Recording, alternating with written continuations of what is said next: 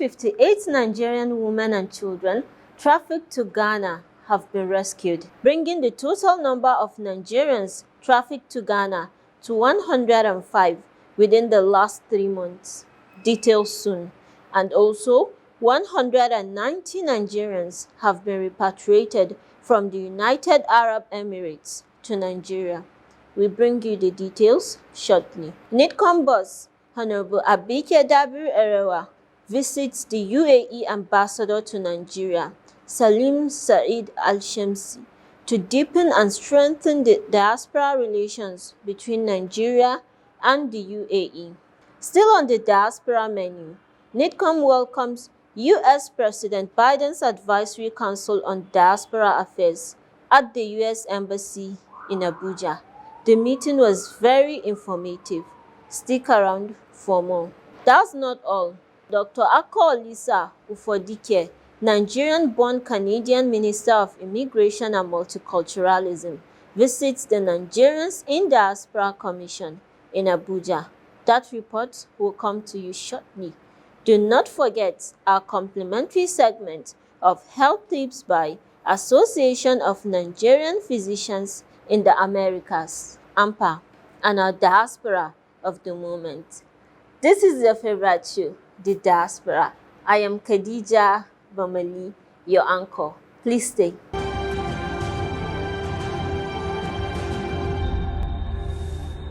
Welcome back. Within the last 3 months, 105 Nigerians have been trafficked to Ghana, and all of them rescued. The latest being 58, consisting of women and children. A total number of 58 new sets of Nigerian women and children were rescued from human traffickers in Ghana, thus bringing the total number of rescued Nigerians in Accra in the last 3 months to 105.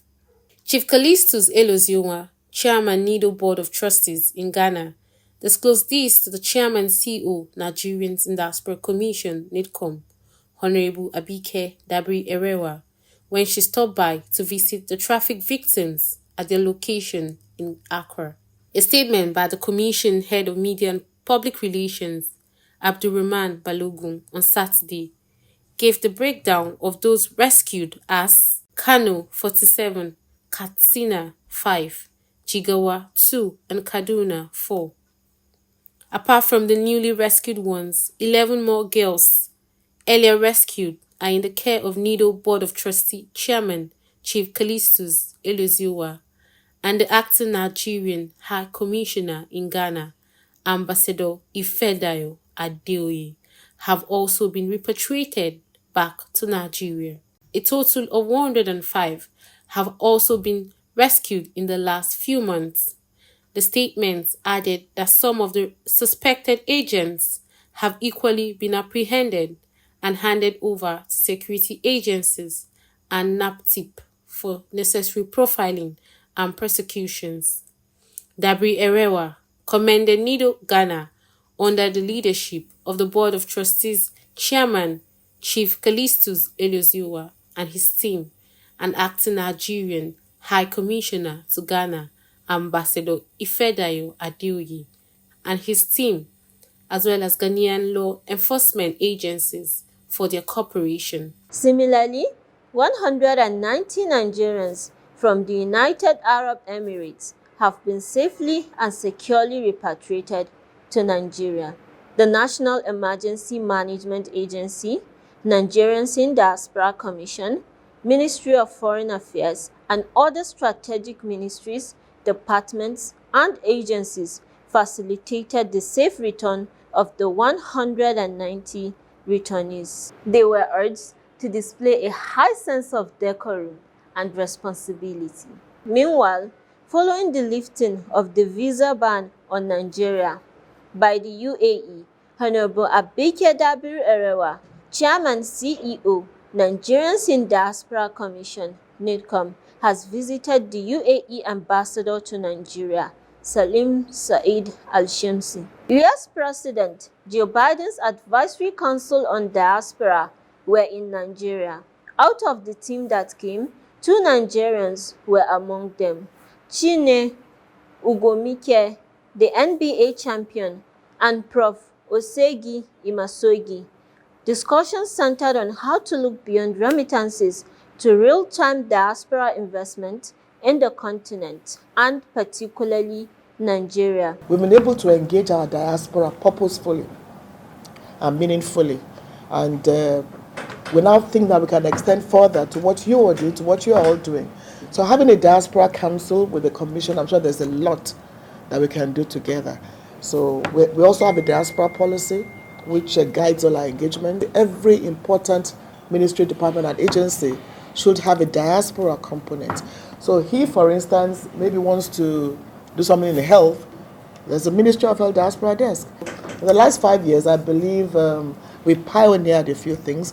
We have the annual Diaspora Day, July 25. We have the Diaspora Investment Summit in November, where the diaspora come home and see what they can do. There are challenges, but we try to walk through the bottlenecks. We have the Door of Return in October in Badagry, and it's something everybody should experience. We call it the Door of Return as against the point of no return, where you actually take the physical walk and see and feel what our ancestors went through. It's a very emotional event. 3rd October of every year. It takes place in Badagry, Lagos. I think it's something you should attend sometime. It's very welcoming, very emotional, very spiritual, physical connection to the continent. And we have a lot of other programs and policies, but we're also building our data for Nigerians in the diaspora. We've done different things at ADN. We've got 2 accelerator programs. One is the Builders of Africa's Future. You can't do what you're talking about unless we also show it in reality. And so we identify young African entrepreneurs from all over the continent. And 10 to 15 of them, they come to Silicon Valley, they do the training and the pitch. And some of them have made, gotten some money. But the last 3 years, we've been partnering with the U.S. Africa Development Foundation. And they give, each one of our graduates get $25,000. That's a deal. And this year they've asked us to scale it up. So from 10, we went to 16, and 16 of them will get after they finish the Builders of Africa. So it's critical to do the entrepreneurship training. We've done the same thing with accelerating Black leadership and entrepreneurship to support diasporans in the United States. Most of our organizations in America are based on ethnic level. Yes. Right? State. or state. Okay. To the extent that we want to have a coordinated approach that has real power, you can play a pivotal role in making that happen. My view has been that there's a lot of talk. Too many organizations, even in our Nigerian government, are talking about diaspora funds. The point issue is that if we are going to have one, it should be project-backed. This is a risk alleviation process.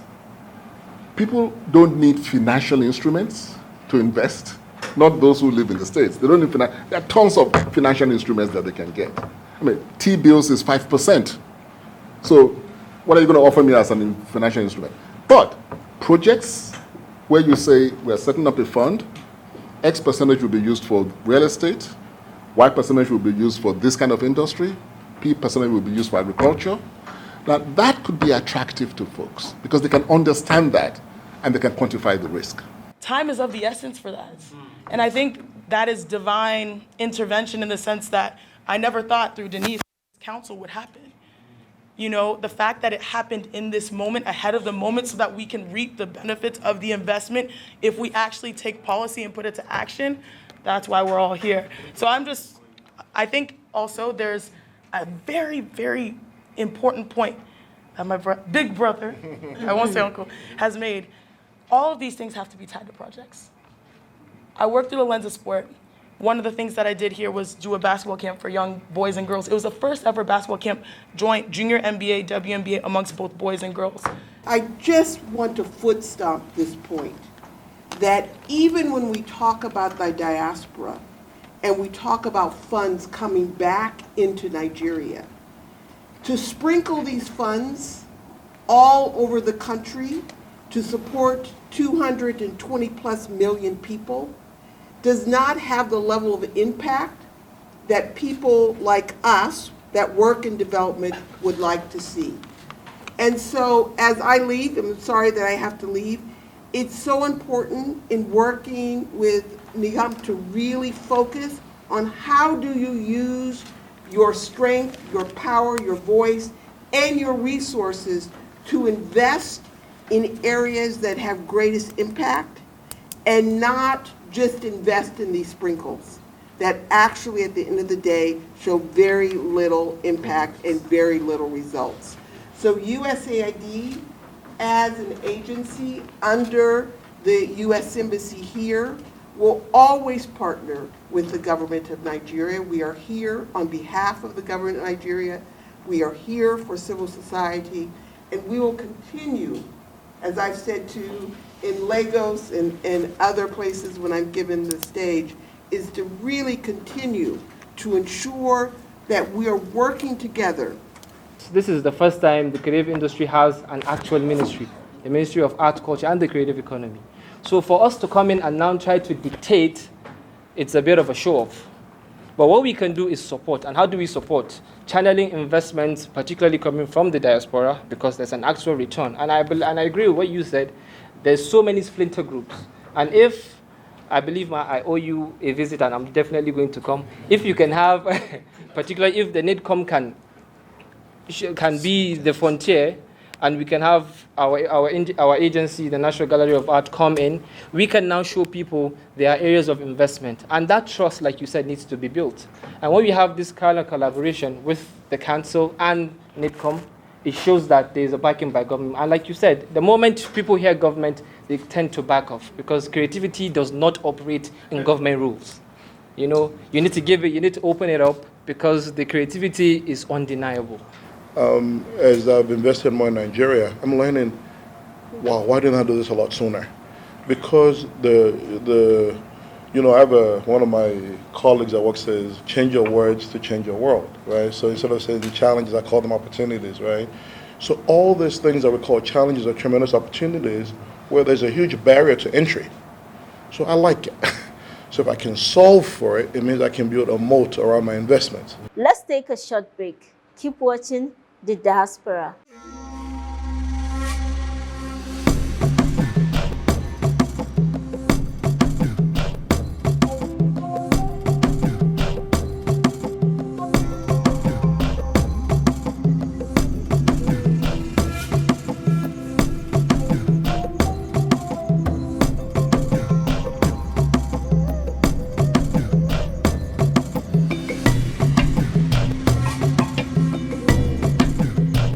This walk that you're walking, even though it was known as the point of no return, we see it now as the joy of return. The spirit of Africa could not be broken by the transatlantic slave trade. You cannot move the spirit. And the divine force, the spirit of Africa, has brought us back today. Welcome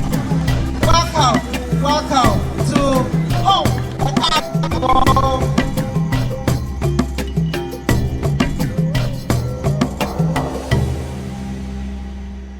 Welcome back. Now, Nigerian-born Canadian Minister of Immigration and Multiculturalism, Dr. Akolisa Ufodike, says Nigeria has steady and stable immigration flow into Canada and promised to strengthen the bond with the Nigerians in Diaspora Commission. The visit is to explore strategic collaboration and partnerships on issues of multiculturalism and immigration, leveraging each other's strengths to promote the interests of Nigerians in the diaspora and work closely to promote regular migration. The minister offered to serve as a resource person for the commission, sharing his expertise and experiences to support initiatives of national interest. Obviously, please treat me as a resource. I think there's a lot that we can do together for each other as you continue to further your mandate of being the voice for all things diaspora. I'm really glad to see that some of the work that's being done here is achieving those results. So thank you very much. It's a real pleasure to be here. It feels like a homecoming. Honorable Abike Dabri Erewa, Chairman CEO NIDCOM, stated that we are delighted to have you visit us and explore ways to work together. Your passion offers to serve us as a resource person is a testament to the commitment of Nigerians in the diaspora. We will hope that we continue to let you know about these things, and then let's also know what you want to do. Right. But our focus, we want to focus on the younger generation of Nigerians. If you walk the streets of Asaba or Anambra, you will see raw talent. These are young kids with a lot of talent. How can we, help them achieve their potential and use you as an inspiration, as an example? I'm sure you have your own story to tell, how you got to where you got to. And another thing is we tell them, avoid irregular migration. We also did this last year, and I'm sure you'll be in the next edition. We keep saying we need to celebrate ourselves as Nigerians. So this is about 600 Nigerians that we're able to get that are excelling all over the world. So we put this together when we turn 60. We're working on the other edition, but trust me, you're on the cover. So we're glad you came. We're glad to receive you. Up next, our health tips by AMPA doctors. I'm here today to talk to you a little bit about health and wellness. Health and wellness is also performed by identifying and treating disease, but also by promoting health by healthy practices that you can perform on your own as an individual without necessarily going to see your physician. These include, number one, maintaining a healthy weight. A healthy weight, as calculated by your body mass index, is your weight in relation to your height. For instance, somebody who is 6 feet should or could weigh the same as somebody who is 5 feet if that person is overweight. So for every weight, there's an expectation where your weight should be that is a healthy calculated weight. And this is determined by the chart, which also could be determined by an app. A healthy weight is usually a body mass index under 30. Between 26 and 29 is ideal. And as you go further along the chart, you're noted to be overweight, obese, and or at a higher spectrum of abnormal. It's important to be able to maintain your body mass index right at a healthy weight and also not be at a lower weight, which is also not noted to be healthy. To do this, it's important, number two, to maintain a healthy diet. It's important to understand that your diet is made up of different types of food, including carbohydrates, proteins, and fats. And to be able to have a healthy diet, it's important to balance the different kinds of foods in proportion. For instance, don't have a food that is heavy on carbohydrates, such as rice, cassava, yam flour, swallowed food, fufu, semovita.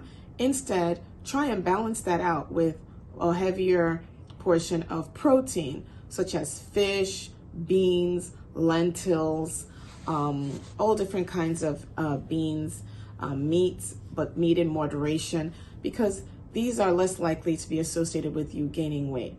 Vegetables are also a great source of micronutrients and are very healthy to consume. They contain beta-carotenes and a lot of antioxidants that are healthy. Green leafy vegetables, such as spinach, ugu, broccoli, asparagus, all pumpkin leaves, all sorts of naturally occurring green vegetables are very healthy for one, including also fruits that are very easily available and so wonderfully nutritious and taste very well for people to be able to have these nutrients for a healthy diet. It's important to have portions, so for whatever you eat, do it in moderation, not a large amount of anything, but limiting your intake to be able to control. Now to our diaspora of the moment. Our diaspora of the moment is Simidele Adeife Omonla Adiagbo Oli. Adiagbo was born in Toronto, Ontario, Canada on the 29th of July, 1981. She is a Nigerian skeleton racer who competed at the 2018 Winter Olympics. She is Nigeria's and Africa's first female skeleton athlete. She was the first Black female Olympian in the sport. In 2022, she won the women's monobob event in the 2022 Euro Cup held in Germany. In so doing, she became the first athlete from Africa to win an international sled race.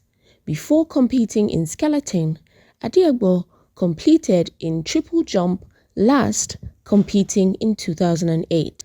Adiagbo served as a Nike body double for Serena Williams. Adiagbo is a marketing manager for Nike in South Africa since 2012. On the 18th of August 2018, Adiagbo spoke alongside other noteworthy speakers to a sold-out audience during the TEDx Lagos Spotlight event at the Muzon Center. She shared the stage with legal practitioners Shuko Shashuri, award-winning technologist Ade Olufeko, art curator Tokoni Peterside, and media personality Banky W, amongst others. The 42-year-old skeleton racer broke the record over the weekend at the 2024 BMW IBSF World Championship in Winterberg, Germany, where she finished top 20 in her World Championships debut. By doing so, she also inked Nigeria's name in history books as the first African nation to be represented in bobsleigh at the World Championships. Congratulations, Simidele Adeife Omonla Adiagbo. We celebrate you as our diaspora of the moment. It was indeed an interesting episode of the Diaspora Show. Do link up with us next week. I remain Khadija Bamayi. Stay positive.